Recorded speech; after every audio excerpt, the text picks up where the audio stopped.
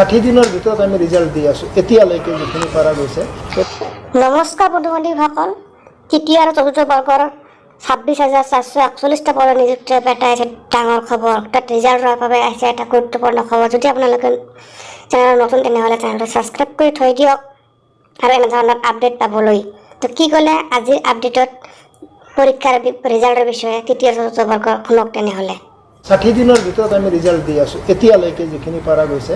গতিকে সেইটো লৈহে পৰীক্ষাৰ ৰিজাল্টটো একজেক্টলি এতিয়া মানে আপোনাক মই ক'ব নোৱাৰোঁ, কিন্তু আমাৰ যিটো জেনেৰেল মানে আমাৰ যিটো ছিষ্টেম আছে সেইটোত আমাৰ প্ৰত্যেকটা পৰীক্ষা শেষ হোৱাৰ 60 দিনৰ ভিতৰত আমি ৰিজাল্ট দি আছোঁ এতিয়ালৈকে যিখিনি পৰা গৈছে। এইবিলাক পৰীক্ষাৰ ৰিজাল্টত অলপ কমপ্লিকেচি আছে।